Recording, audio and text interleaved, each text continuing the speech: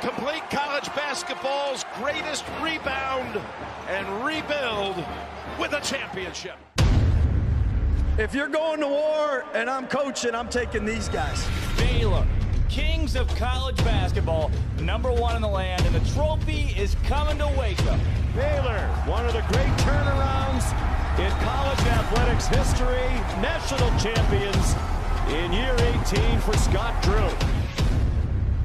Our fans that have been with us for the lean years, the good years, and our administration, President Livingstone, Mac Rhodes, they all deserve this. The city of Waco deserves this. Hey, Texas, we got a national championship too. The state deserves it.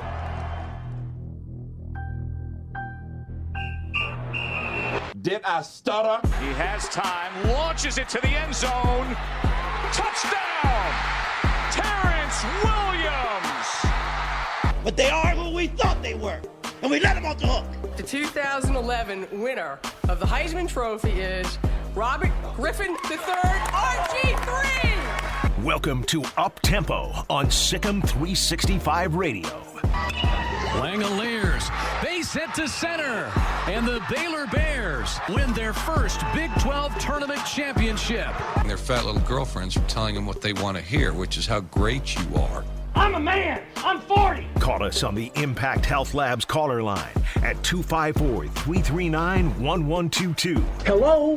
You play to win the game. Yep, just ready for OU.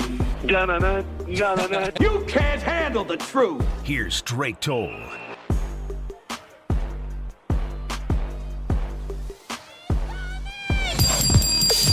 Welcome back into the Petty Clinic Low T Bears Den. I'm Drake Toll alongside Armstrong Sims. 94. The king. It's a significant number. 94 is the year the Arkansas Razorbacks won a national championship in men's basketball. I remember that. Some other stuff happened in 94. I think my parents graduated high school, maybe. Some other things happened in the 90s. How about 91.5? Is that number significant to you at all? 91.5? Talking about numbers in the 90s. 91.5. My parents graduated high school in 94. Yeah. What? Okay. 91.5. Is that number significant to you at all? 91.5? Yeah. No. That's Molly Miller, head coach of Grand Canyon's women's basketball team. That is her career win percentage, 91.5%. It is #1 of all active coaches, no matter their division. She guided Drury University, Division II Drury University, 32-0 record in the 2018-2019 season. They were the #1 team every week of the Division II poll of the NCAA tournament. That was prior. So that was a 2019-2020 season, 32-0 going into the postseason. Season canceled, obviously, in Division II. They would have won a national championship there at Drury University. She was an athlete. She played at Drury as well, an alumni, and then ended up coaching the team and taking them to heights that the university had never seen before, winning again almost 92% of her games at Drury. Last season at Grand Canyon, she helped build a program already. Year #1 at Grand Canyon, she was able to build something. Molly Miller has now become one of the hottest names in this coaching search that, again, we can't verify whether or not she's had conversations with the program here at Baylor, the administration here at Baylor. But we do know if there's anybody that we at the studio are honing in on right now for someone that could be a legitimate candidate, a viable candidate at Baylor, it's got to be Molly Miller. You make a hire like this, it's not a splash. It's not somebody that everybody in national media is talking about, that Molly Miller is the next head coach at Baylor University and it's going to be a huge hire and she's going to bring 15 crazy good recruits with her to Baylor. Not the case necessarily. Not as it would be with a Joni Taylor. But she's reminiscent of a young Kim Mulkey. A lot of folks have said that. If you want that same fire and passion, if you want a coach who's going to toss the jacket, be clapping, loud, energy, Molly Miller as that coach. She's 34 years old, family woman. She's a Christian. She's coaching at Grand Canyon University, which is a private Christian college. She's been there for one season, and she's already left her mark. Last season at Grand Canyon, they went 18-7 overall. That was her first season. I want to take you back to the season before that, where Grand Canyon was just 15-12. The season before she came there. The year before that, 2018-2019, Grand Canyon was 7-20. So she's 2 years removed, just 2 years removed in a program that had 7 wins on a season. She walks into Grand Canyon year one, takes them all the way to the championship game of their conference in the WAC tournament, losing to California Baptist, who was the 1 seed, or a great California Baptist team, I should say. Went 18-7 in her first season at the helm of a Division I school. Grand Canyon, not historically great at women's basketball either. Molly Miller walks in and says, I'll do you a favor. I'll win some ball games right away, put my name in the map, and I've got a 92% career win percentage, which is nuts. It's currently number 1 amongst any active coaches on the men's or women's side in collegiate basketball, no matter their division. So I think you'd be remiss if you didn't put a name like that in the hat.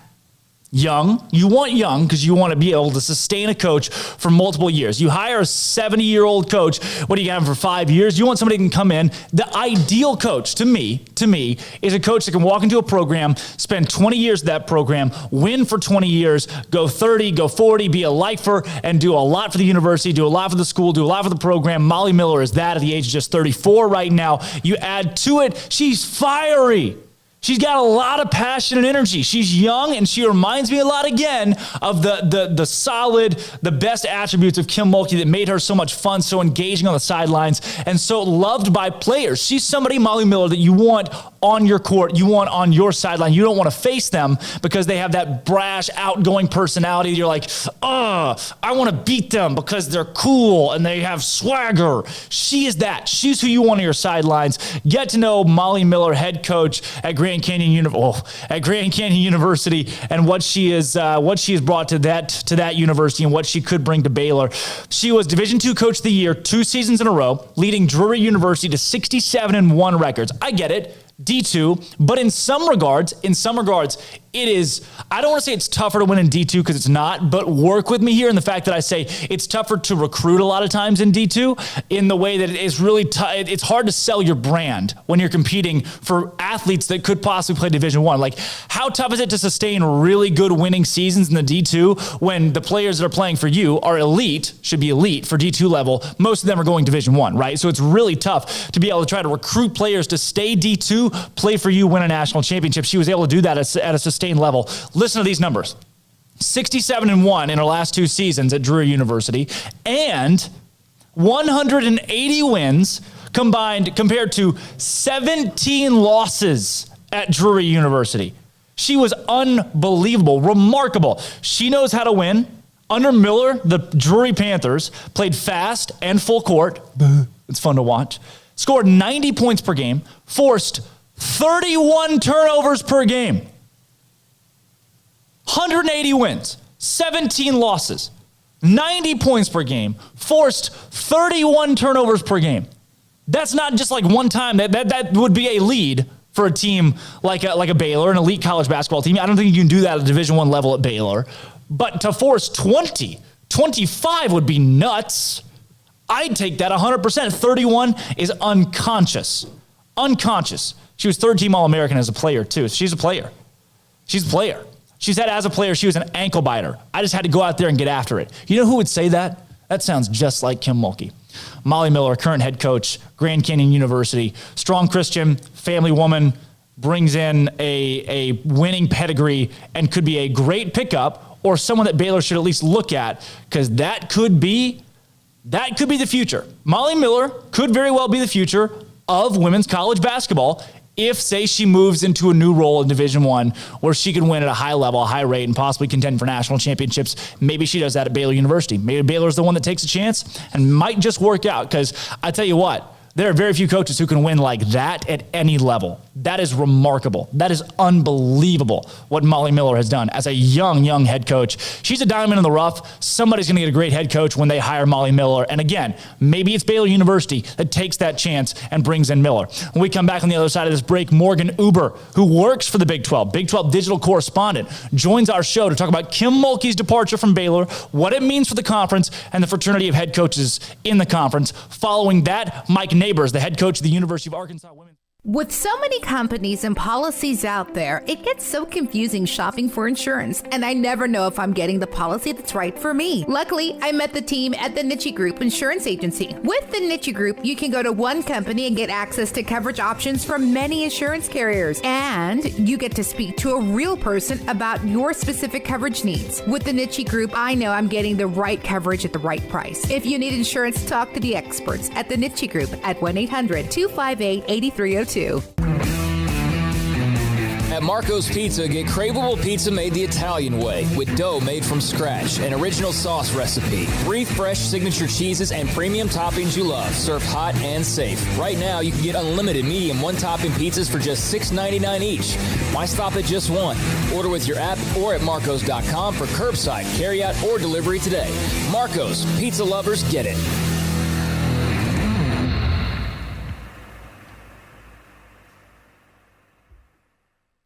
From the first workout to the last practice, sports is an incredible challenge. Hi, this is Dan Engel with the First National Bank of Central Texas, and we're proud to support each athlete, every parent, and our educators. From families, small businesses, to the biggest industry, we're here to help. With remarkable products like instant issue debit cards free at all of our banking centers, we've got banking ideas that fuel big dreams. The First National Bank of Central Texas. Familiar faces making local decisions. Member FDIC, Equal Housing Lender.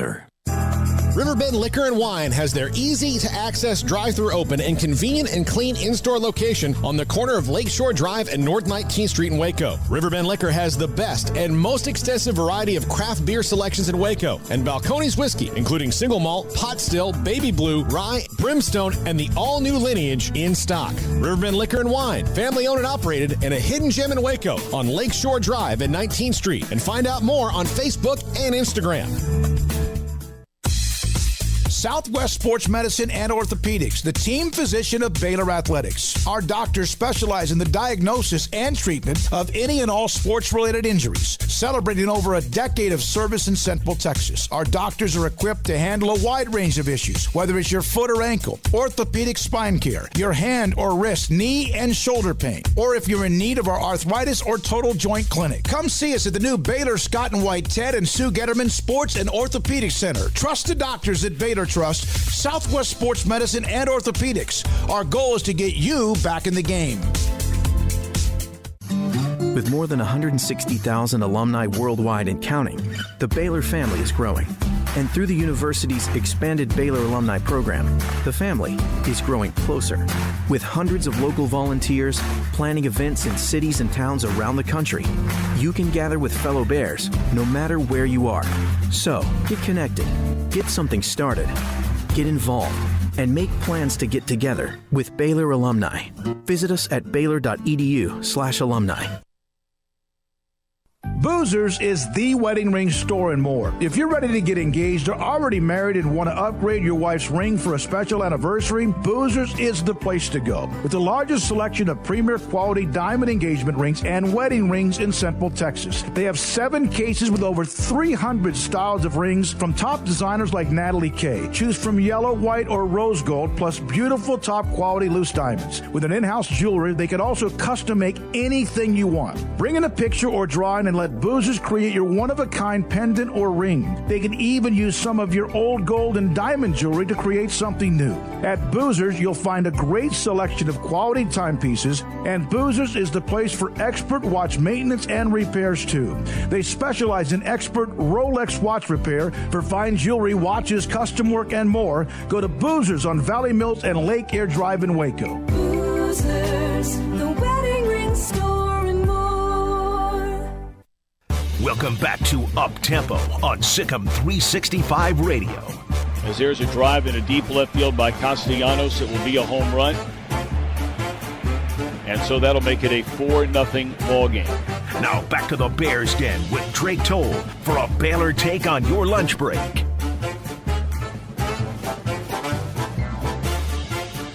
Just said is one of the most insanely idiotic things I've ever heard. Everyone in this room is now dumber for having listened. I award you no points, and may God have mercy on your soul. Now back to the Bears Den with Drake Toll for a Baylor take on your lunch break. Welcome back into the Petty Clinic Low T Bears Den. All right. Gonna open up some more of this, so we're gonna open the phone lines up, 254-339-1122. You can call us or text us. Let us know, let us know how you're feeling. Let us know how you're feeling today about this women's basketball coaching search or about football, both topics that are hot today. Gonna open that up and take those.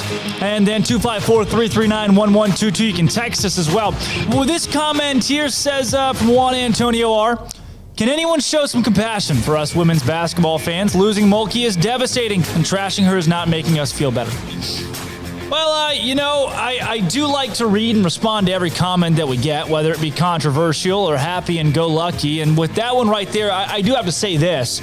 I don't believe anybody's necessarily trashing Kim Mulkey. I don't think anybody on this show, on the afternoon show, or in general related to Sikkim 365 has said anything incorrect about Kim Mulkey. Have we said she's a spitfire? Have we talked about attributes of her personality that are true? Yes. Have we talked about where she may not have been the best culture fit for what Mac Rhodes is building at Baylor? Yes. Is that trashing someone or telling the truth? And it's telling the truth.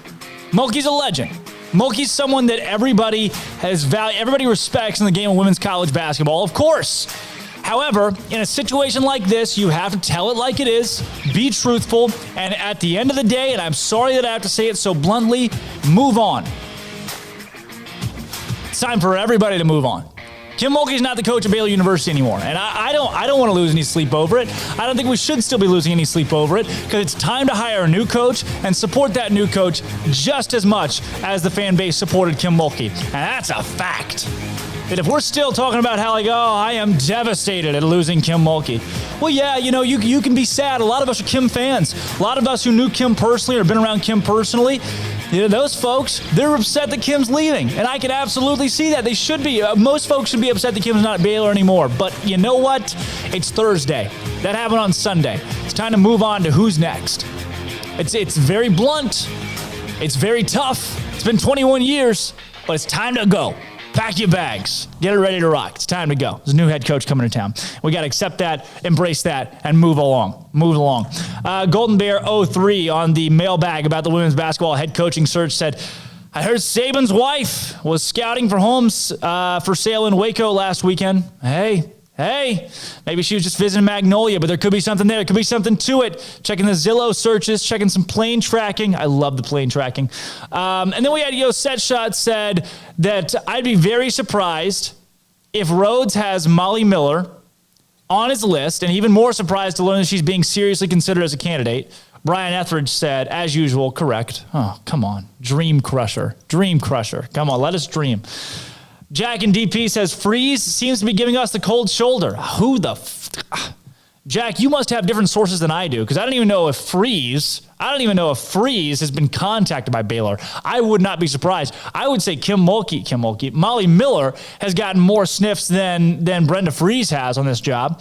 Bearcat says, I'm hoping it is Satia Messer.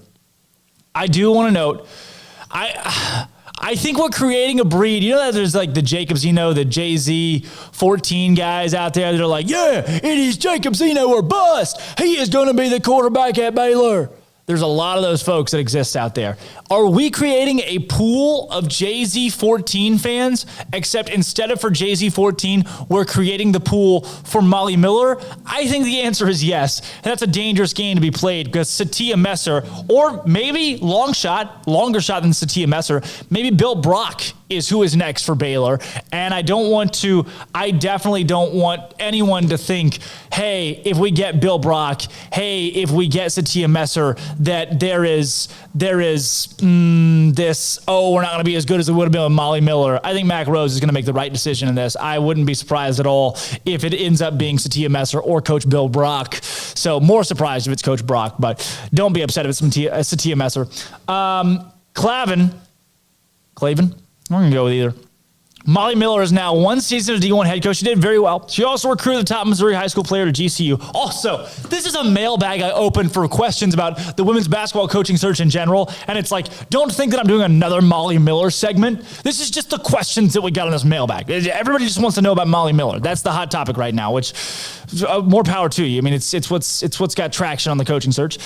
Says, when you got a good coach, when you're a good coach, you're going to win. You're a good coach. He compares her to Chip Kelly. Chip was an offensive coordinator at New Hampshire before being hired to the OC at Oregon, was a head coach within 2 years at Oregon, was great at Oregon. So, yeah, maybe she doesn't have the experience, but a lot of coaches start somewhere. They start somewhere. And I'm telling you again, if you hire a young Scott Drew or a young Kim Mulkey into a program with winning pedigree like Baylor is now, they're going to win right away. And I think Molly Miller is a lot like that. This says, Slime Cap says, my hope is to cheer for head coach Messer. A, continuity in program for current athletes. Have you read the story about how Carolyn Peck won a national championship as a head coach at Purdue? Carolyn Peck, an assistant that became a head coach and won a championship. B, she is an accomplished Power 5 women's basketball letterman who played in the Final Four. C, named outstanding head coach of the year in the OVC conference. D, extensive recruiting experience, hired summer of 2013 as an assistant coach and recruiting coordinator. When you look at the photos of the 2019 championship team, remember, Messer was the one recruiting. She was the recruiting coordinator during that time period. E, on the list of things to like about Coach Messer, she has an extensive network of assistant coaching contacts that she can bring to Baylor that are excellent in their specialty area. And then F, being named as a Baylor head coach will elevate the Baylor brand among top high school recruits in all sports. Yes, even football. Being named as a Baylor head coach for Satia Messer will elevate the Baylor brand among top high school recruits in all sports, even football. My sports friends call it the Don Staley effect. Okay. I agree with a lot of things that Slimecap puts on the site. Very interesting, though. I don't know if elevating Satia Messer would help football recruiting. I'm going to need a little bit more explanation on that one. Ivy Twin says, I'm simply underwhelmed by all but Molly. I would feel this way even if she didn't look like some... Okay. Yeah. I would feel that way even if she didn't look like some co-ed I'd have been scared to ask out to my formal. That's from Ivy Twin. The others simply don't have Kim's record and could too easily be a step down. I was on this board during the PJ Fleck hysteria. Don't see this search as the same. We were lucky to find anyone to come here at that point after the scandals, but we're talking about a blue blood women's basketball program that can easily fall from grace if we don't catch lightning in a bottle again. Lightning in a bottle. I love that. That's a great way to explain early Kim Mulkey and what I think is a great way to explain what Molly Miller is right now. That lightning to me, says this from Ivy Twin, is Molly Miller. And trust me on this, if we don't hire her, she ain't going to be at GCU long, and we're going to have to deal with her in the tournament. I'd rather have her here. I'm on the Molly train. I agree with that. I don't want to have to face Molly Miller when Reagan leaves TCU and Molly Miller goes to TCU, and Baylor's got to see her twice a year every year. Goldmine says, I don't even care about women's basketball. Molly is the thing that could change that. And I know I'm not alone. Hire anyone else, and my heart rate wouldn't change if no matter their games. And I'm sure he's saying that because Molly Miller is a great coach. That is, yes.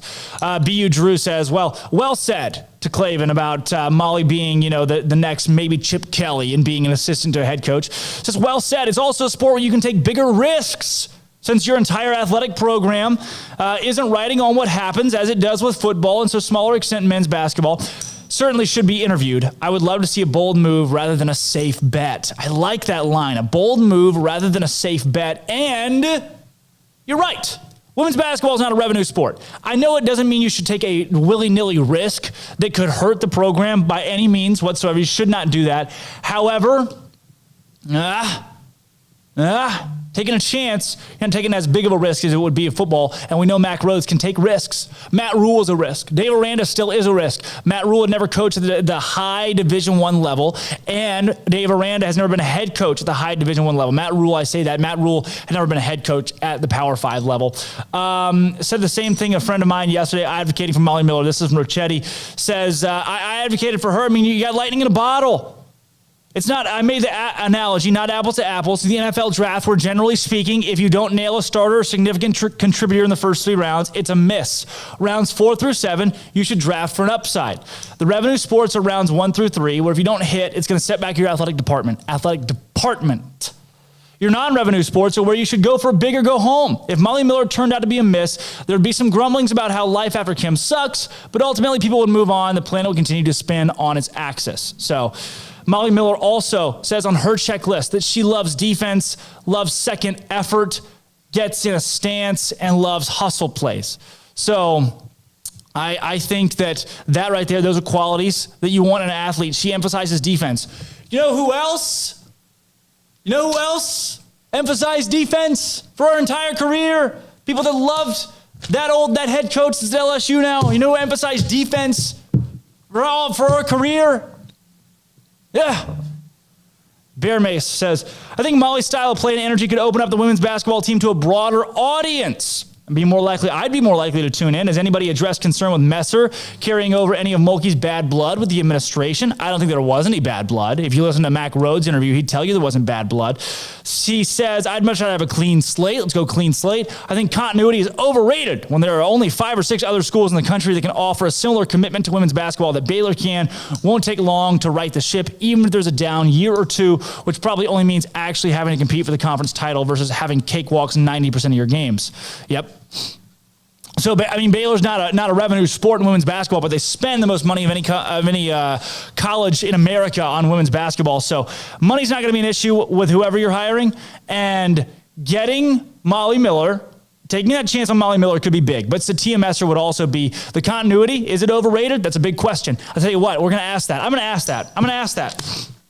Coming up next with Doug Feinberg. He is the head women's basketball writer for the Associated Press. If there's anybody that knows anything about women's college basketball, Kim Mulkey and the like, on the national scale, it's Doug Feinberg. He is a genius when it comes to women's basketball. And we're going to hear his thoughts next on who Baylor should hire, because I'll tell you what, Doug Feinberg, he's the one. If anybody that knows, it's Doug Feinberg that knows. I'm Drake Toll. That's Armstrong Sims. When we come back, we're joined by Doug Feinberg of the Associated Press. He's going to tell us who Baylor should hone in on as their next women's basketball coach and why Kim Mulkey left, what he sees in Kim Mulkey leaving, and why this happened at Baylor and why this happened now at Baylor. Doug Feinberg, a women's basketball expert on the national scale, joins us next. Don't go anywhere. When we come back, it's Doug Feinberg on Uptempo. I'm Drake Toll. That's Armstrong. And I just football over the mountains. Welcome back to Uptempo on Sikkim 365 Radio. Paulie, give me some of your tots. No, go find your own. Come on, give me some of your tots. No, I'm freaking starved. I didn't get to eat anything today. Call us on the Impact Health Labs caller line at 254-339-1122. Paulie, don't be jealous that I've been chatting online with Dave all day. Your place for a Baylor take on your lunch break. Here's Drake Toll. Welcome back into the Petty Clinic Low T Bears Den. Happy Thursday, folks.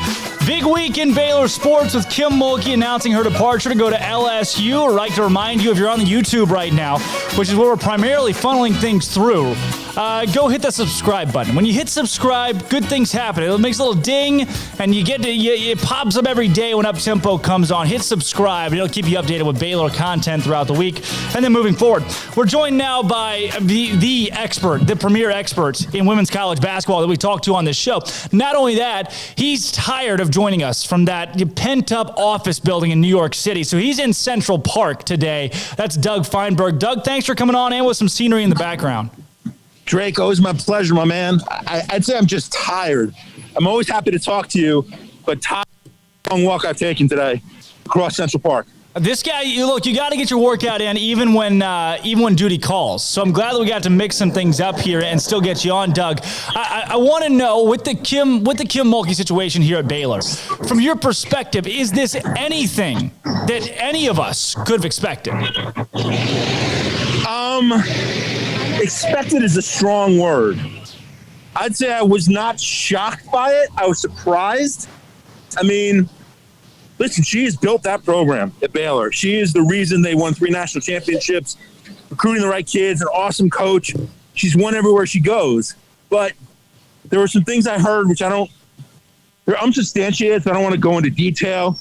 But I heard she wasn't happy with a couple of things at Baylor, so she opened the door to go somewhere else, and sure enough went to LSU. That was a big thing, Doug, that we've mentioned on the show over the course of this week as there were talks about the court. And I do think there have been some corroboration with sources that Kim was frustrated that the court wouldn't be named after her, or that Kim was frustrated where the new field house, the new basketball gym they're going to build is going to be. So there were some things that were riffs, but also Mack Rhodes ended up saying that they had a very good professional relationship. So again, things on both sides there, but this move to LSU for Kim Mulkey, somebody mentioned to us on the show earlier this week, and I want your thoughts on this.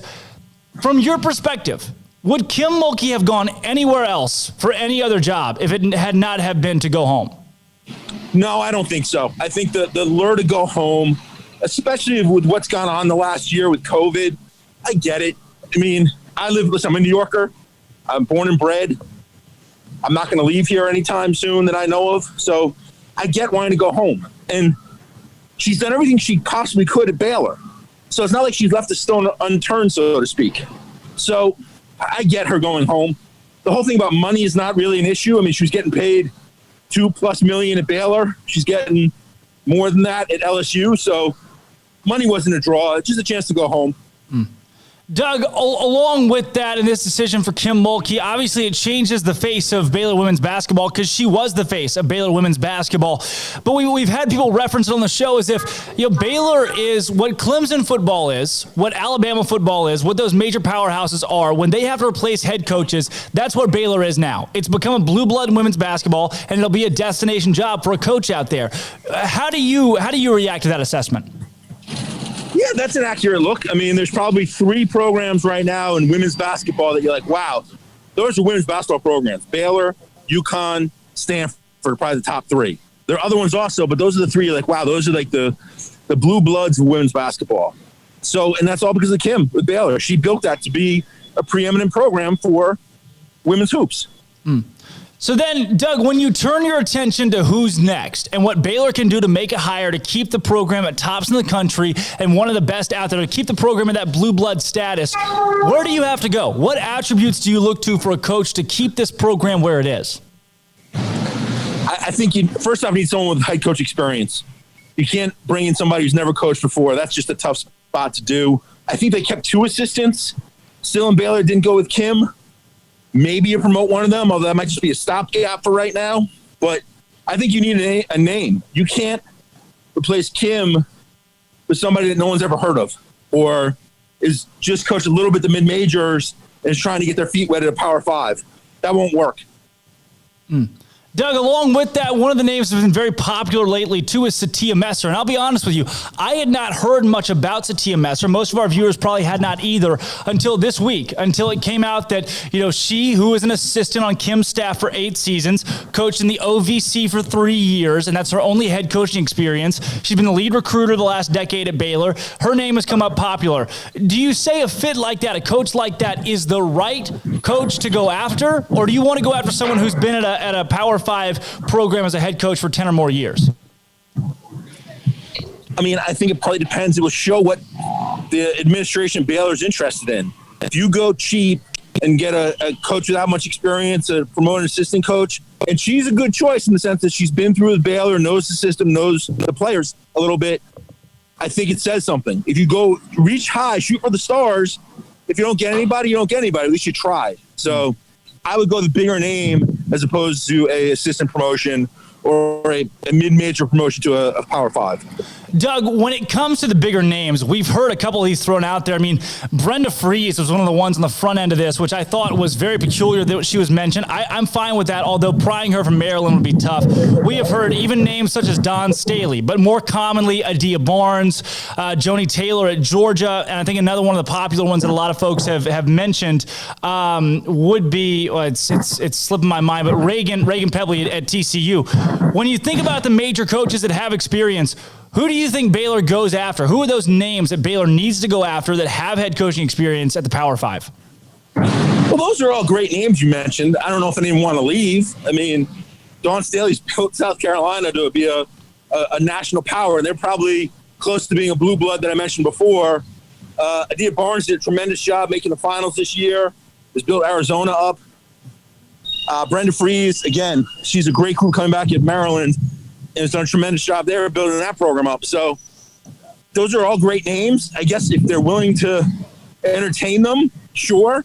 I'd be surprised if any of those three left to go to Baylor. Who then, of the names that are out there in women's college basketball, some of the head coaches, is there a name or two that pop into your head that you say, okay, I wouldn't be surprised if this coach made the jump and decided to go to Baylor? You know, that's a tough question. I mean, I feel bad throwing names out, like not throwing them under the bus, but throwing names people start speculating. I've heard Corey Close's name mentioned in a couple jobs this offseason, but I think she's pretty happy in LA, UCLA. So any coach probably could go, except for maybe the top 5 who are Gino, Tar, are the ones who've been there forever that are on the tail ends of their careers, so to speak. But you have to have the right amount of money to want to leave the place you're at right now to go to Baylor, I would think.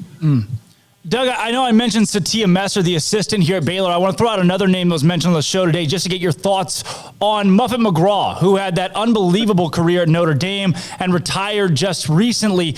I mean, what are the odds, in your opinion, maybe conversations you've had with those around Muffet or with Muffet herself, that she could come out of retirement to help build up or keep the Lady Bear program where it is?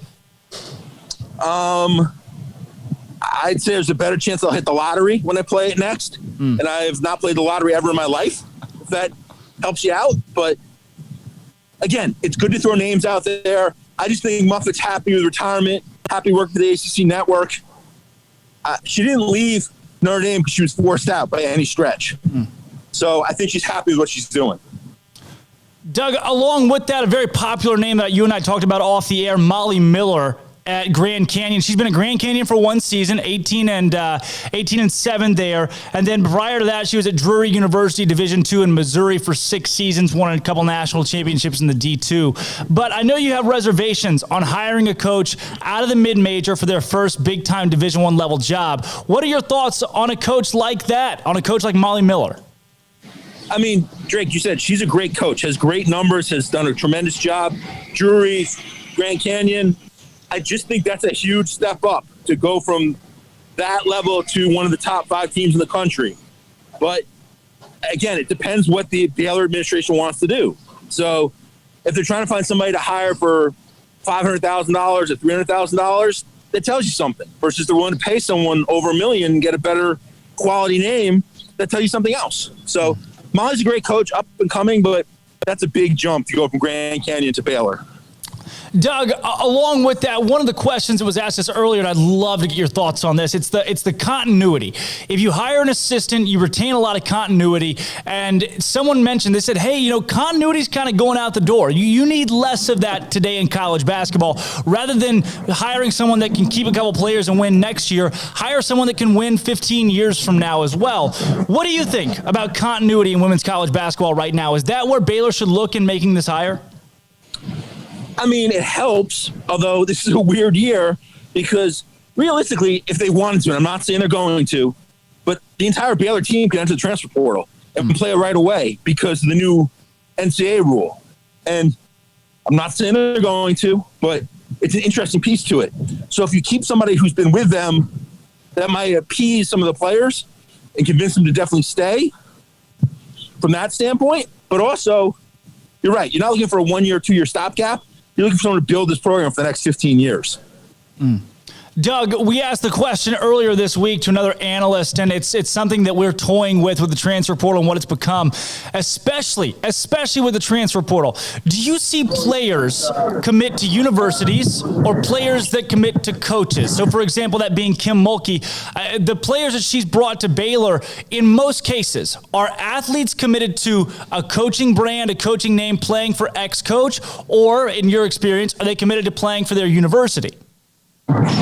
They're playing for a coach for the most part. I mean, listen, if you go to an Ivy League school, you're going for a university. If you go to Stanford, you're going for a university and a coach. But there are a lot of schools you're going for just a coach. Coach leaves, the appeal of the school is not so great anymore, or not as good as it would have been. And then, Doug, last question here for you, and I want to thank you for bringing your perspective on, and that's for Baylor. For a program like Baylor, it's now a national powerhouse. What are the key steps that the administration needs to take to retain success in women's basketball in the next few seasons with this hire? I think if you hire a name, people know that's been a power already. That shows that you really have the commitment to women's basketball that I think the players and the fans need to see. So, again, as we're saying, hiring an assistant coach or a low-level mid-major coach to be the head coach, that no matter how good they are, there'll probably be questions of whether or not they have the same commitment to women's hoops that they did when Kim was there. Wow. Well, Doug, I want to thank you again for your perspective and coming on the show with us today, taking us on a walk through New York City. Always a pleasure to have you on and get your input. I know that gave us a lot more insight on where Baylor needs to move with this job. My pleasure, my friend. No Disney bracket today? What do you got? Disney bracket already won. Lion King played Monsters Inc. for the championship, but I'm not sure if you got to vote in that one. I'll give you the championship in your distinct bracket. You got Lion King or Monsters Inc.? I got to go Lion King, right? Animals that way. Monsters are monsters, but like animals always win for me. Animals always win. Doug Feinberg of the Associated Press. Doug, thanks again. Thanks, my friend. Talk to you soon. Always a pleasure. Always a pleasure to have Doug on, and I'll make any excuse to do it too. And this is certainly the excuse to have Doug's thoughts and opinions on hiring a next head coach. And how about that? Doug saying, hey, go after and get it. Go after a coach that has Division I experience as a head coach. And if you don't hire that person that has won at a high caliber in the Division I, that you're showing something, you're saying something, and that sends a message. But if you're serious and you want to continue to be serious about women's college basketball, as serious as you were with Kim Mulkey, that Baylor will make a hire for a head coach that has won at a big level so far. And I don't know who that is. It's not Sherry Cole, who's been to Final Fours. It's not Kieran Aston, who's been to Final Fours. It's not going to be Muffet McGraw, who just retired. It's not going to be Gino Auriemma, who's happy in place. It's not going to be Tara Vanderveer at Stanford. It's not going to be, I don't think it's going to be Don Staley at South Carolina or Vic Schaefer at Texas. Those are a lot of the big names that still exist right now in coaches that have been to championships or won championships or been to Final Fours. And you also have to look at what we've been talking about out of Maryland and Brenda Frese. That's a pretty short list of head coaches, along with Kim Mulkey thrown in there, that have been to Final Fours, been to championships in the last few years. And I don't know if Baylor's got any of those tabbed for the next or for the opening. But, Mack Rhodes is full of surprises. So maybe it is a year in which you've got to go after that smaller name, a Molly Miller, that will help build your program for years to come, because, well, the experienced ones are either happy where they are, they're set where they are, or they're out of the game now. They're out of the game, or they're Kieran Aston, and you don't want Kieran Aston. So I'm Drake Toll. It's Armstrong Sims. When we come back, we're going to play Celebrity Birthdays in this day in sports history. I got a couple more questions we may take here when it comes to the women's basketball conversation. 65 Radio. Why are you the way that you are? Honestly, every time I try to do something fun or exciting, you make it not that way. I hate so much about the things that you choose to be. Now back to the Bears Den with Drake Toll and Jamie Pickell for the Blonde Boys Power Hour. Welcome back into the Petty Clinic Low T Bears Den. Happy Wednesday, everybody. The search continues for women's basketball coach. We'll keep you updated throughout the week on that. And the search continues because Kim Mulkey left Baylor University for Louisiana State. She's now stationed in Baton Rouge, back home. And the man that broke the news. Man that broke the news with the Advocate in Baton Rouge, Louisiana. He was first on the scene. Scott Rabelais joining the program. Scott, welcome into Up Tempo. Hello, thanks for having me.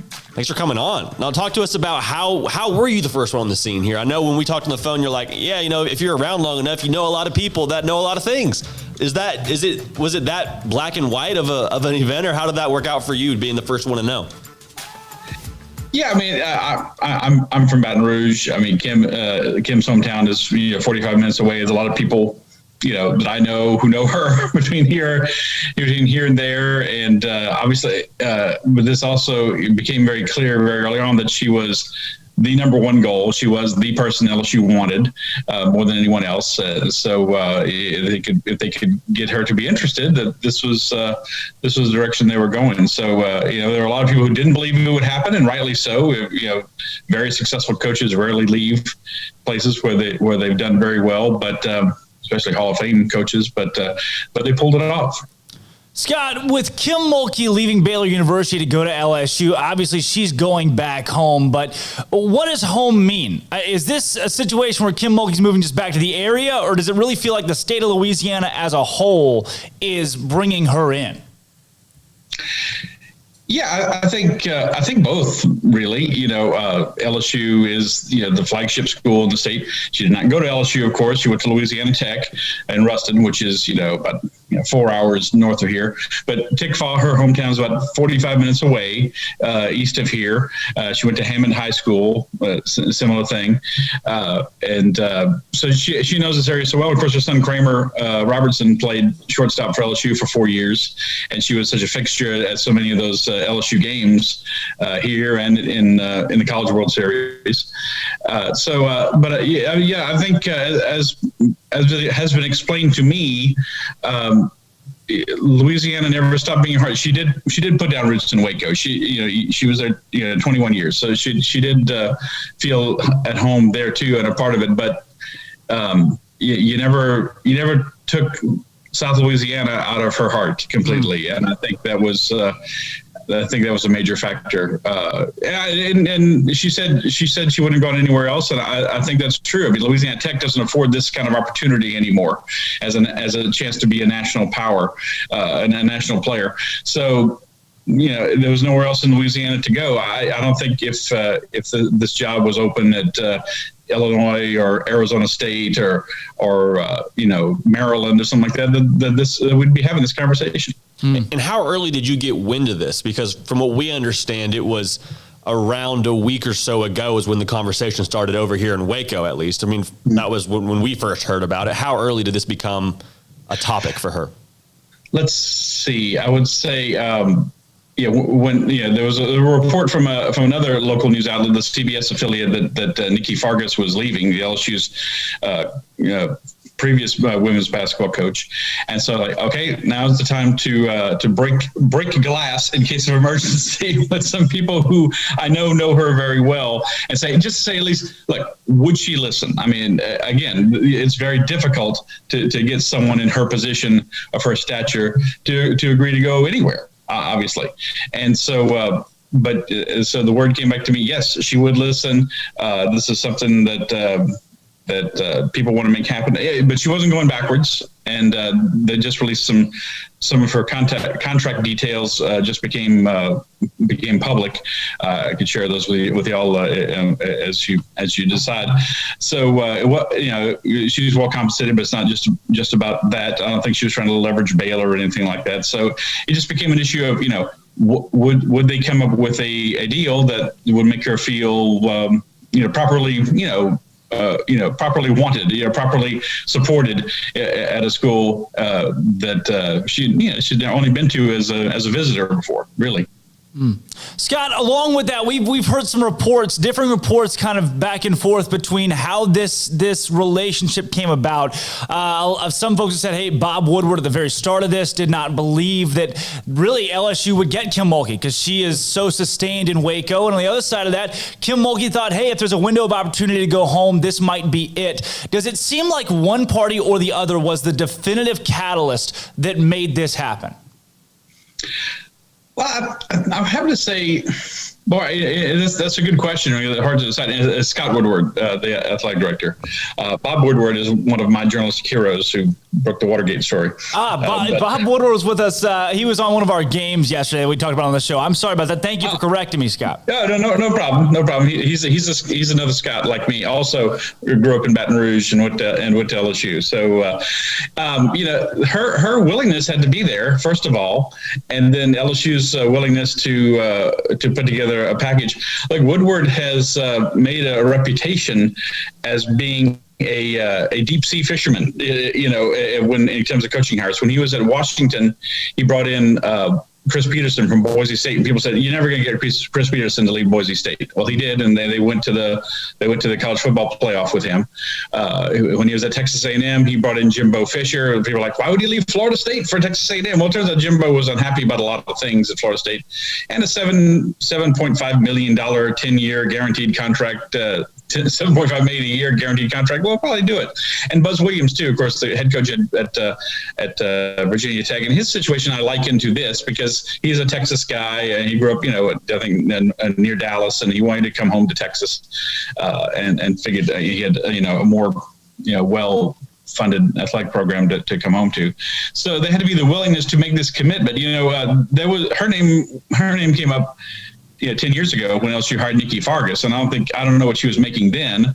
I assume it wasn't a little over $2 million a year, but it wasn't. I don't think it was something that LSU was willing to show that kind of financial commitment to women's basketball at the time, and now they are, and so it had to be there. Her willingness to move and to at least listen, and LSU's willingness to put together a package that would do it. And Scott Woodward, as has been shown, especially with the Jimbo Fisher hire at Texas A&M, is not afraid to put together a huge package. And this was the big question. So I guess you would say a little more leaning to Woodward's side because LSU, like a lot of schools, has taken a big financial hit during the pandemic. The school lost $80 million in the previous fiscal year. They had to lay off some folks and cut some expenses elsewhere in this. But again, as you said, on her part and their part, you don't get this opportunity very often. And she's 58 years old. She wasn't going to have much time to make this move again. Wait for LSU to hire someone else, and if they don't work out after 4 or 5 years, make this move again. No, this had to happen now, and the timing was definitely right. And I was add one more thing. This surprised me a little bit, considering her struggles in recent years. Nikki Fargas was going to come back as LSU's coach, according to people who told me, and Scott Woodward, that they went 9-13 this year. They missed the NCAA tournament. They would have gone the year before if there'd been a tournament. But say 3 of the last 5 years that they've missed and just haven't had that kind of success that LSU would like to have. But she would have come back, but she has decided to pursue another job. We hear she may be going to the Las Vegas Aces WNBA team for a front office job. So I just want to throw that in there. That was somewhat surprising to me, but again, timing is all had to come together just right. There's a report out right now by The Athletic. They say a lot of the conversations for Mulkey to go to LSU were around getting support for the administration at Louisiana State. Do you know specifically what those supports that she required were that ended up her inking with LSU?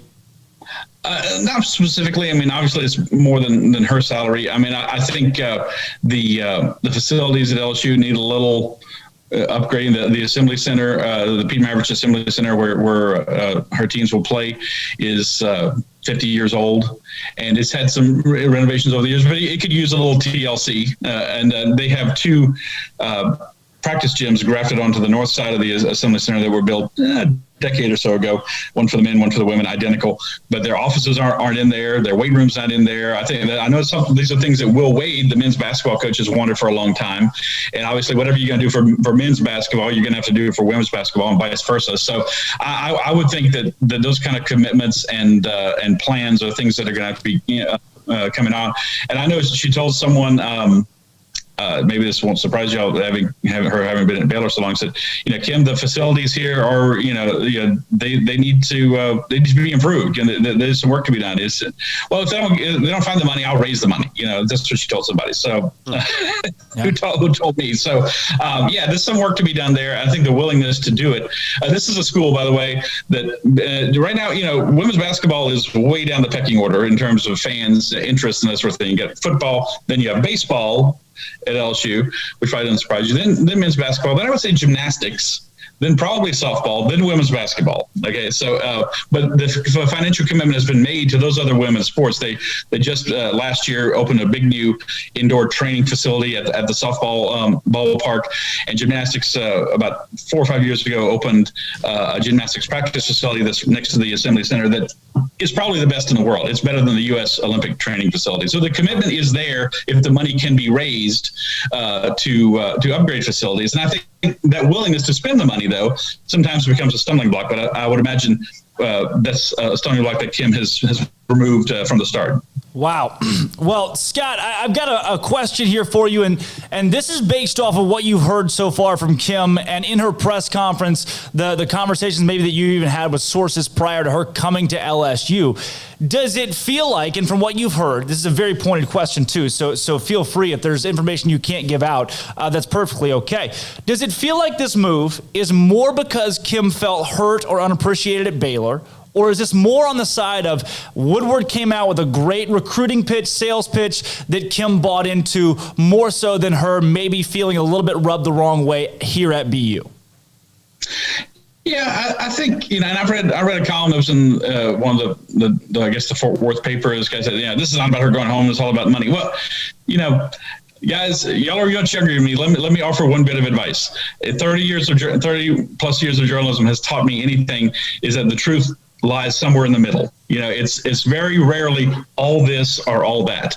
And I think if you spend 21 years someplace, you're gonna. I know I do. When you look at like an LSU team, going into a season compared to other teams in the SEC, how are they going to fare this? Now you see all the imperfections and all the warts up close, right? Where you're not seeing those at Tennessee or Florida or Texas A&M because you're not there every day.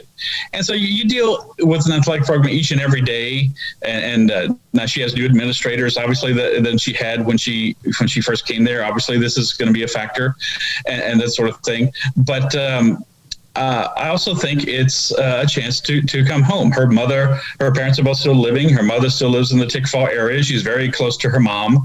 It's a chance to see her on a more regular basis. I think leaving, I don't get the impression that her daughter Mackenzie, who's obviously been on her staff, is going to be moving and leaving her grandson, who she brought up on the podium. I'm sure that doesn't surprise everyone. She brought up on the podium Monday at her introduction.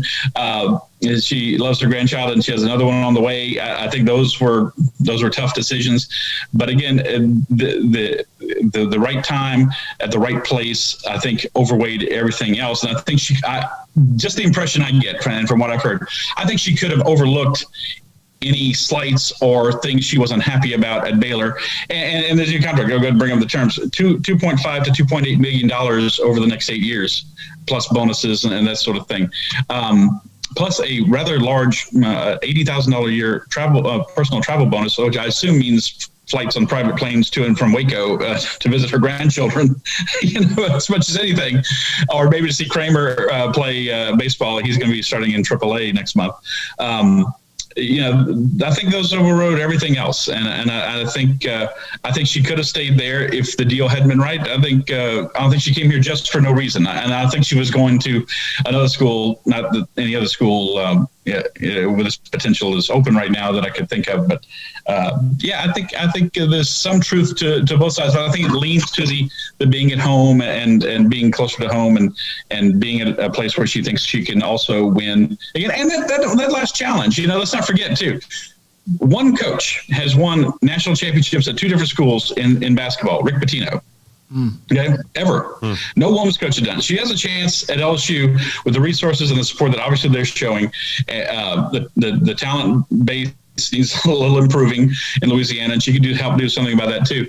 You can do something that Gina Auriemma and Pat Summitt and Tara Vanderveer and Muffet McGraw, none of those coaches have ever done, which is be a national champion at two different schools. And that's going to be a little appealing too, that challenge to see if you can bring back a program that once went to 5 straight Final Fours back in the mid to late 2000s. In your best estimation, how much did the success of the men's team impact Kim Mulkey leaving for LSU?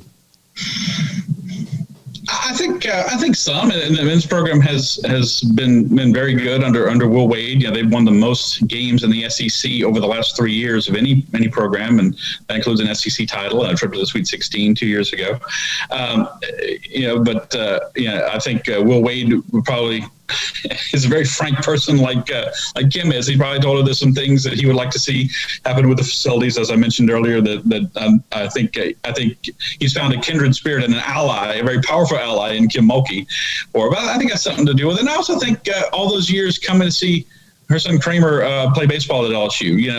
Again, as a visitor, you're not delving into the books or the nuts and bolts of anything. But I think she found a comfort zone there that I think that probably aided to her ability to make a decision, having been around the program and been around Baton Rouge so much in those years watching him play. I think that might have been a little more of a factor, but I think the fact that the men's basketball, there's been a commitment there as well, and with them, but also seeing things that need to be worked on that they can both work on together is probably a good point too.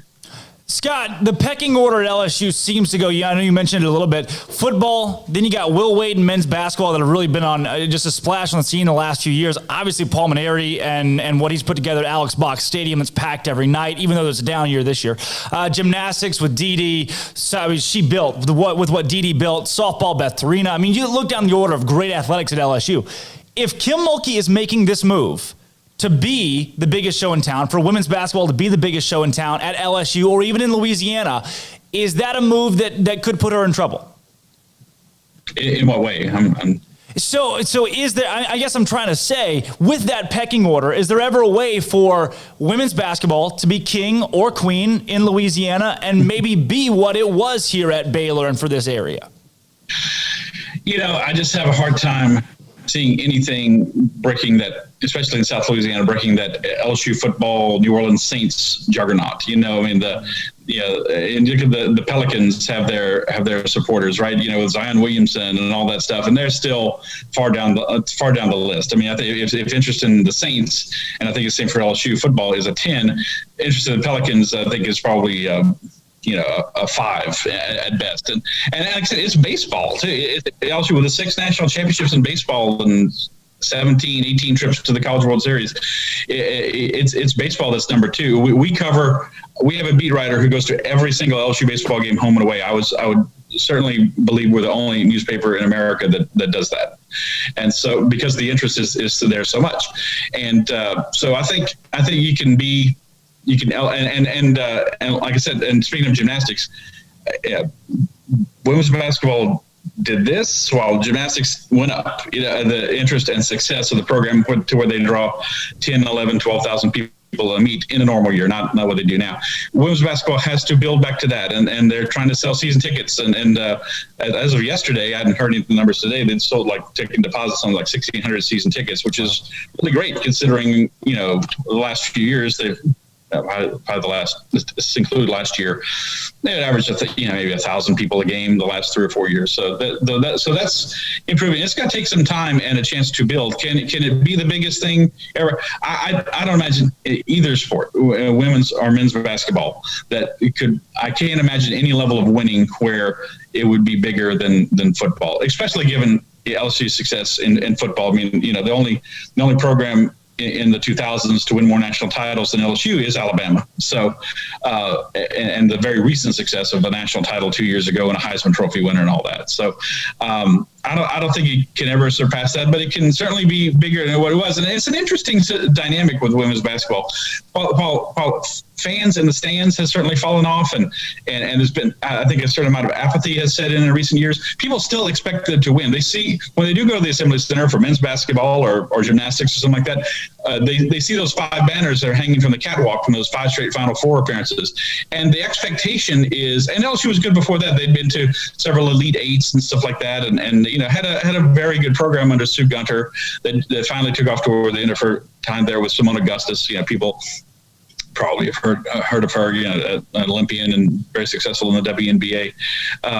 So the expectation is there for LSU to be good. And she threw down the gauntlet at her introductory press conference. She said, look at those men. She told her players, They were there. Look at those banners. None of those say national champions. That's what I came here to do. It's like, okay, no one has to put any more pressure on her than she did to herself. So if she does that, if she can accomplish that, win a national championship of women's basketball, it will be a very, very huge thing.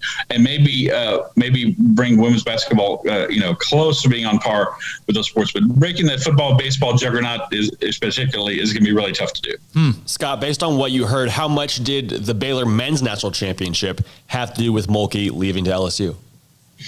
Well, I think conversely, everyone likes to be appreciated, right? And obviously, all the attention's on them right now. But I mean, they just won 2 years ago. Right? I mean, what a time for Baylor basketball. So, Scott Drew has some ties to LSU as well. His dad, Homer Drew, was an assistant under Dale Brown back in the 70s. When Dale was first getting started here. So I don't know if he was born in Baton Rouge, but he certainly had some of his younger years here. So again, that goes back to the part that it's like, after 20 something years in one place, things can get a little stale, and the pastures look greener elsewhere, and she has a chance to make them greener. She with the force of her will, which is considerable.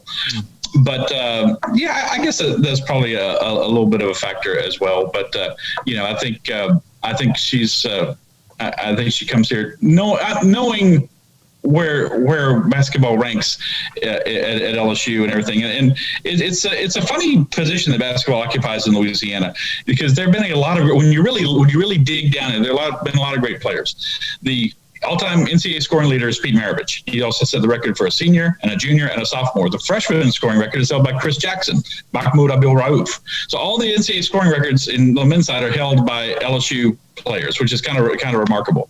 You have players like Robert Parrish from Louisiana and Bob Pettit, who played at LSU, and some great players who played at other schools and went on to coaching and that sort of thing.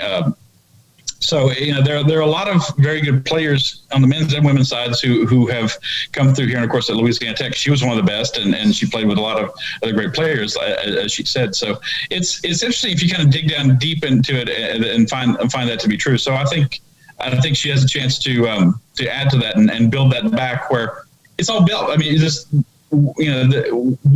only challenge remaining at Baylor is to win another title, which is considerable, but it's not what this is, and I think that plays a part. Scott, last question for you here that we've got, and that's with this move and everything you've seen. Obviously, you broke the story first, and we're the first one on this, and really put it out there that Kim was going from Baylor to LSU. Have you had the chance since then, or even before then, around this, to talk to Kim Mulkey or Scott Woodward, and kind of what are you hearing from the horse's mouth that you can give us? I haven't talked to Kim personally. I think she wouldn't. I wouldn't be surprised if she's not back in Waco right now. Trying to pack up her house and her office. I imagine there's a few mementos over the years that have to be boxed up and brought down to Baton Rouge. But I spoke to Scott Woodward yesterday, and I think he was. I don't think they were probably thinking this. Well, first of all, they weren't thinking of making a hire. This, and he said he was going to bring Nikki Fargas back for next year. Once she let them know she was leaving, I don't know if he thought that they could go after someone so big. I heard they were after another sitting head coach and maybe an assistant coach somewhere, and that would have been fine. If LSU had said, "Look, we brought in this person, and he or she is going to be the next big thing in women's basketball," and you probably would have gone with that. But I think the opportunity presented itself. He said, "Look, you have to try, and if you fail, then what have you lost?" And I think that was thinking here. But I think it really enhances his reputation as an athletic director if he has to make other big hires in the future, like in football, men's basketball, or baseball. And another thing, LSU is dealing with a lot of things right now off the court that Baylor dealt with a few years ago around the Art Briles years and everything. A lot of accusations, rightly so, of mishandled sexual conduct cases and battery and stuff like that, not only involving athletics, but university-wide. And this is a big problem. And to bring her in, kind of transcends a lot of things. It says, look, here is a commitment there's things that have changed this university, and it's true. And she kind of mentioned it at her press conference too. But here's a commitment that we're making to women's basketball and women's athletics at the highest level that you can imagine. And I think that's very telling. And I think that's something I've got from Scott. And I think that's a commitment that Kim had to see to leave a place where she felt very, very comfortable. I just don't buy that she was totally unhappy or disenchanted at Baylor and was looking for an out. I really, just from everything I've gathered, this is the one place she would have come to, and the job opened up, and that's unfortunate for Baylor in a way, but obviously she leaves a program that is in very good shape, and will has a very good chance to win in the years to come. Scott, I'm so glad you said that. I think it's a point that many of us have been lost on in the last couple of days, last week or so, is the fact that she was not looking for a way out. That if there was another job out there, however big that job may have been, she would not have left Baylor. This was not her trying to go anywhere to get out of Waco. She wasn't disgruntled to the point where she was done. This was an opportunity it very well played into her being able to go home and be around family in Louisiana and be in a new environment that she knows, a new old environment. But Scott, thank you so much for coming on our show today. It was a pleasure. It was a pleasure. It was all ours, Scott. Thanks so much for coming on and dropping some knowledge on us. And we're excited to hopefully track some more of Coach Mulkey's success and get you back on here in the near future. My pleasure. And I got to say, seeing what Baylor put on their website, thanking her for all the years, I thought that was extremely classy. You don't see that at very many schools. And I think Baylor's administration and the fans, I know there's be some hard feelings and some hurt feelings, sure. But I think they deserve a lot of credit for having that reaction and thanking her for, you can't erase all the great years. There's a lot of love-hate with Nick Saban around here because he has LSU doesn't play them every year in football, right? And so, but he didn't leave here to go straight there. He left there to go to the NFL. But he started something that continues to this day, the golden age of LSU football. And I think Baylor fans, once they get through the initial feelings, will find that that's probably something that's true for them as well.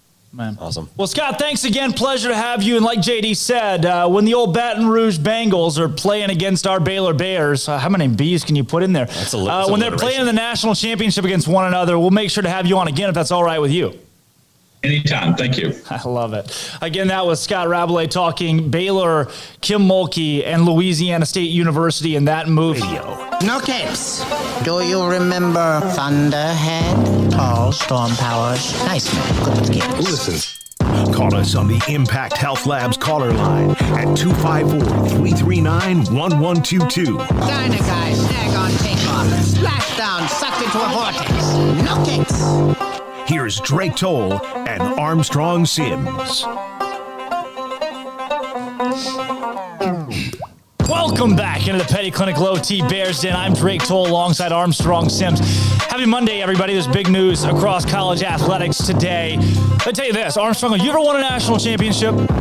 He's shaking his head no. He's never won a national championship. I, too, have never won a national championship. Imagine winning 6 of them at the same school. That's what Coach Mulkey has done. Coach Felicia Mulkey, 6 straight national championships at the helm of Baylor Acrobatics and Tumbling. She is someone who has carried this sport and helped build the sport into what it is. And today we're joined by 2 national champions, Cam Bryant and Day Thompson. Both of you, thanks so much for joining us on the show today. Thank you for having us. Yes, thank you for having us. Excited to have you guys. I mean, looking at this, 6 straight national championships is huge. And I don't want, for those that are listening, I don't want the facts of other news to overshadow what you guys have done over the course of this season, what you did in the COVID year to win this national championship. It deserves as much publicity and plug as possible. And Cam, I'll start with you. Cam, you won a national championship on Friday. Yes. How does it feel to hear those words again? It feels incredible. I'm still on cloud 9 right now. I have yet to take off my hat. Literally wore it since Friday, since I got it. I haven't taken it off since. I sleep in this. And Day, same question for you. You are a national champion. You hear those words, you hear them again, especially in a year like this. What does that mean to you?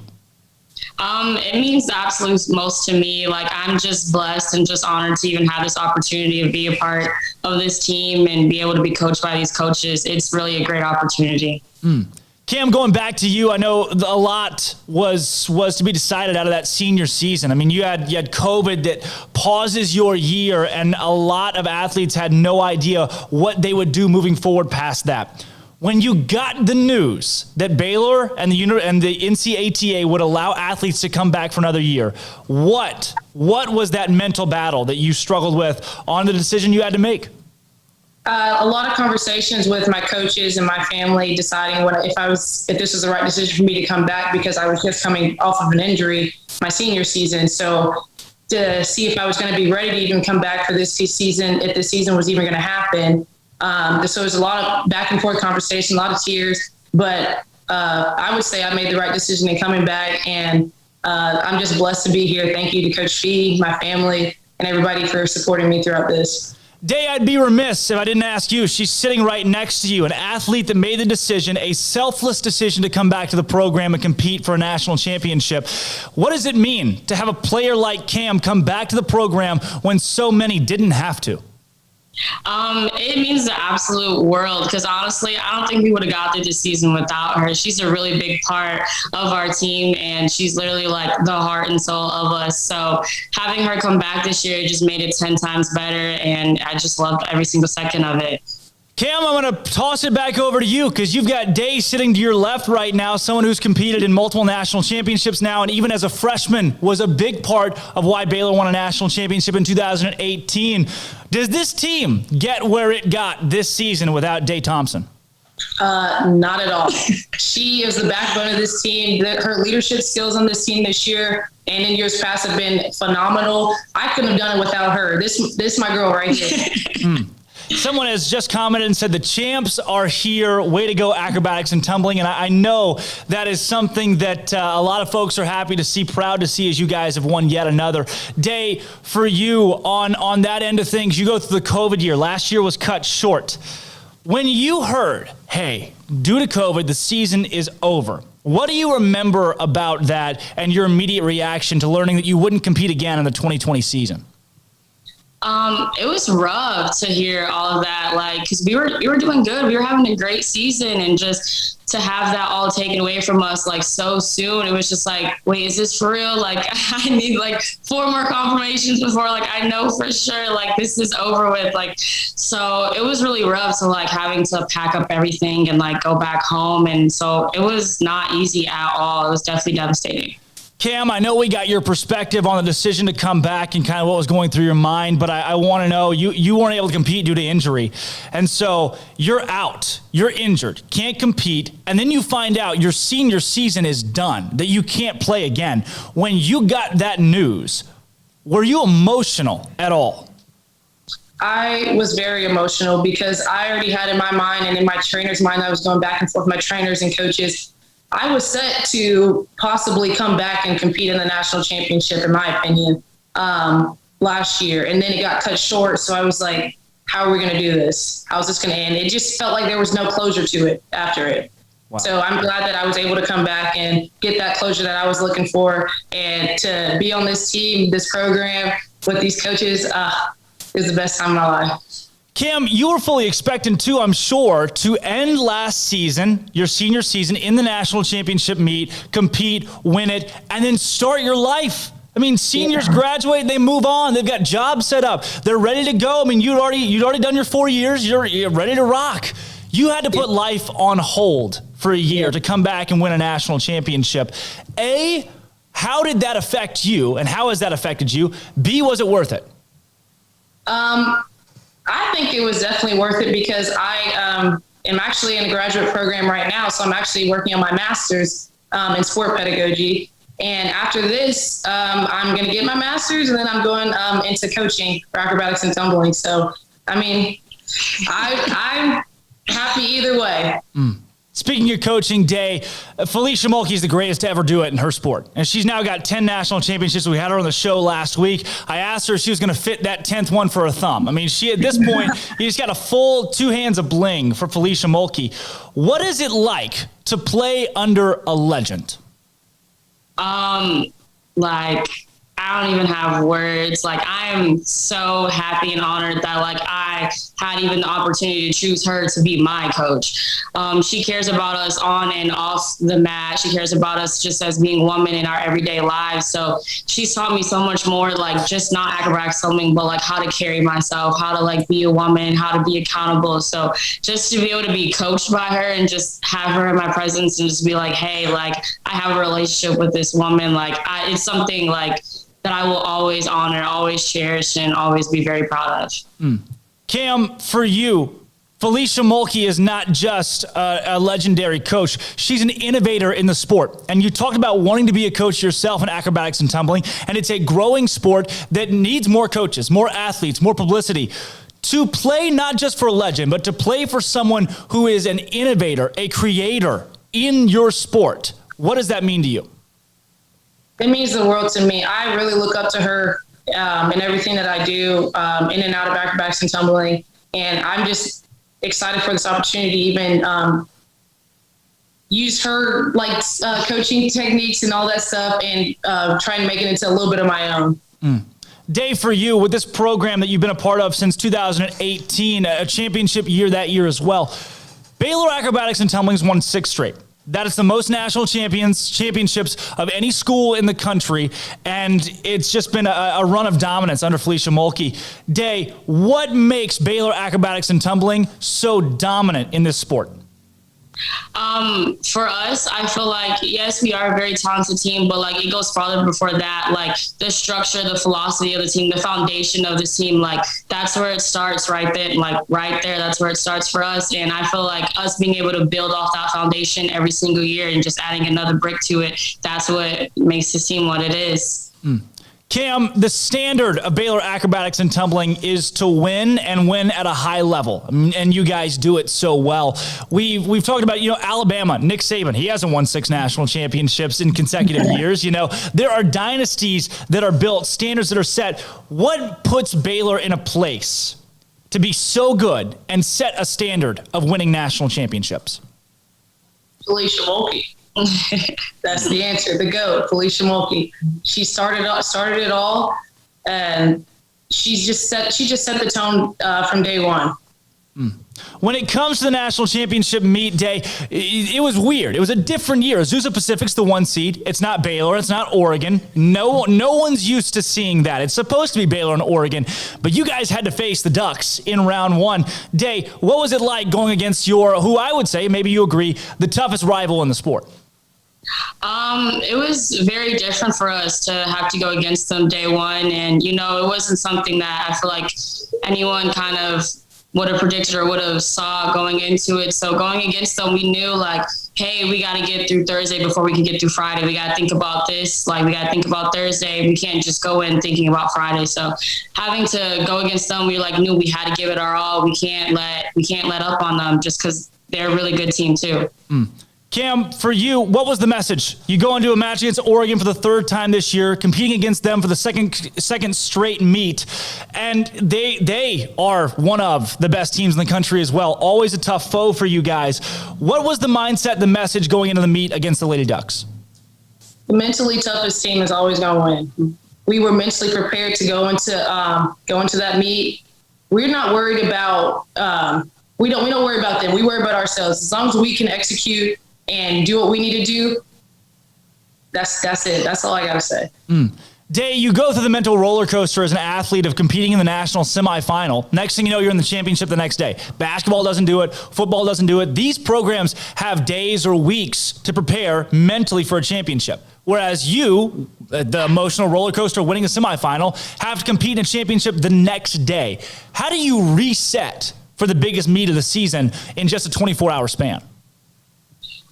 Basically for us, after that semifinals, we all went back to the hotel and we all relaxed and we all chilled. And throughout the day, we all relaxed, we all chilled on Friday too. And we just woke up and were like, hey, we're not going to think about the meet till we get there. We're not going to sit there and let ourselves get all anxious and hyped up about it at 10 o'clock in the morning. We're going to get all hyped up about it when it's time at 7 p.m. So that's just how we did it.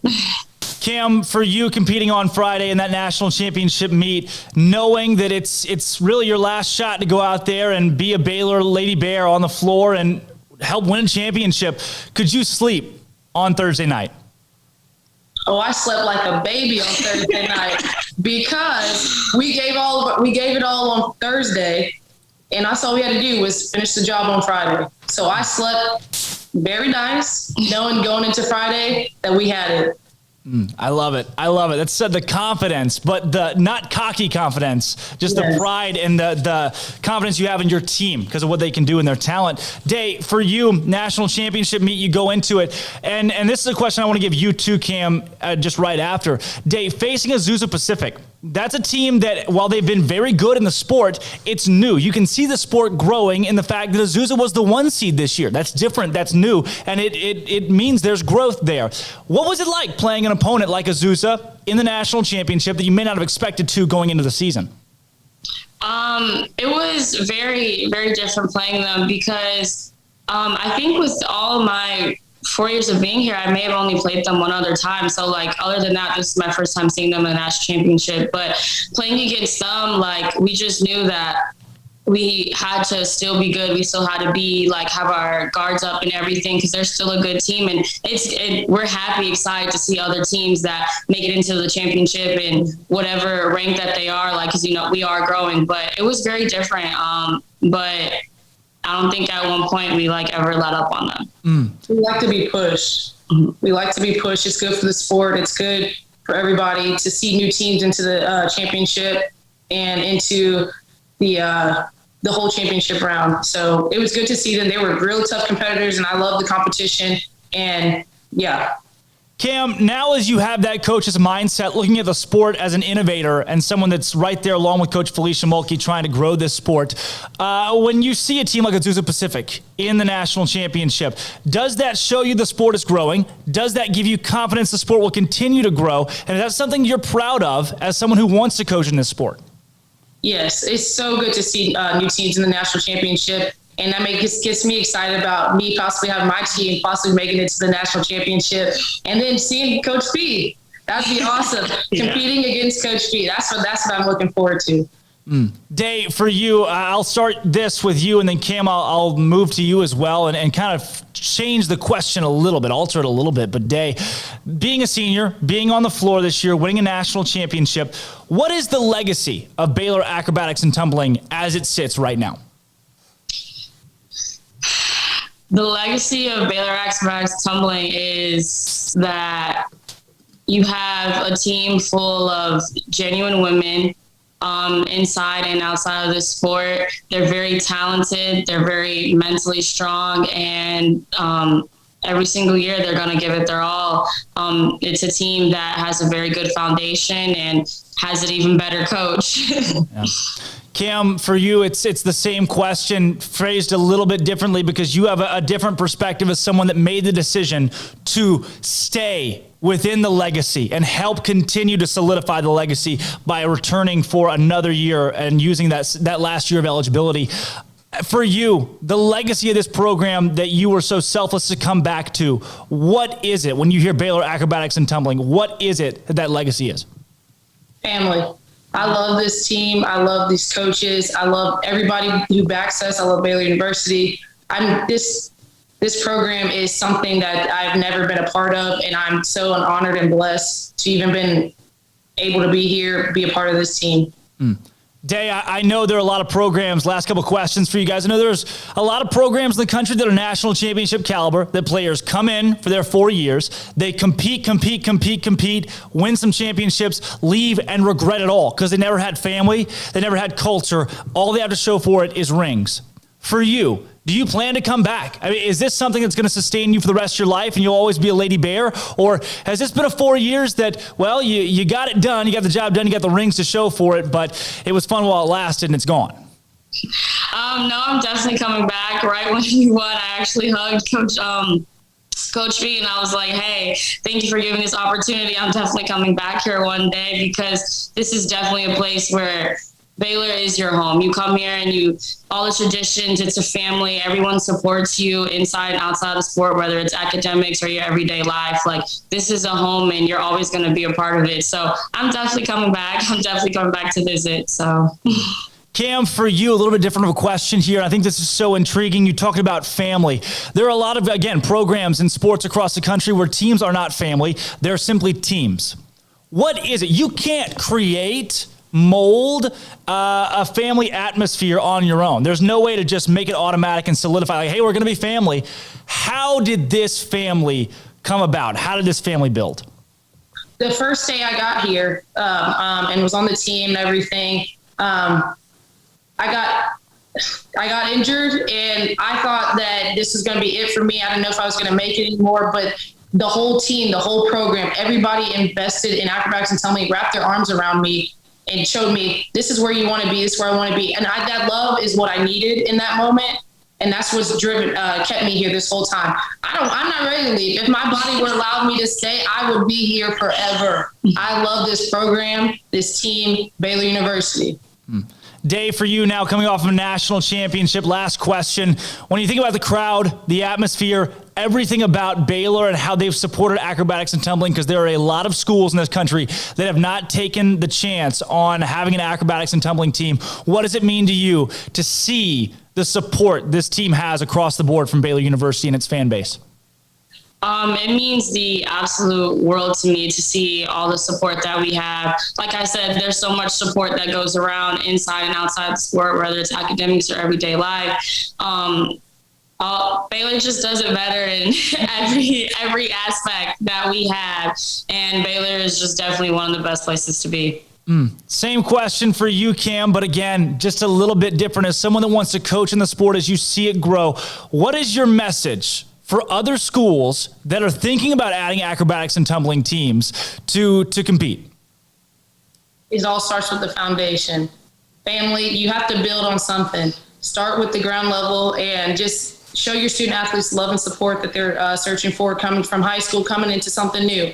You have to show them that love and support and show that you want them to be there, and just wrap your arms around them. I love it. Cam, Day, thank you both so much for coming on the show today, giving us your perspective as national champions, wearing the hats, as I'm sure you'll do for the next week or two.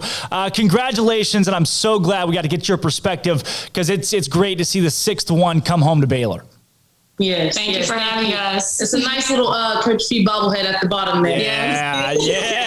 I thought they'd notice. I love it. Thank you guys again so much for joining the show today. Pleasure to have both of them on. Cam and Day joining the show. What did the Zoom drop? Sorry. Cam and Day both joining the show and giving us their perspective for Baylor acrobatics and tumbling and winning a national championship. Again, there are some things that have taken place across today that, well, have overshadowed a big weekend in Baylor sports. And I want to give some plug to that, because we've got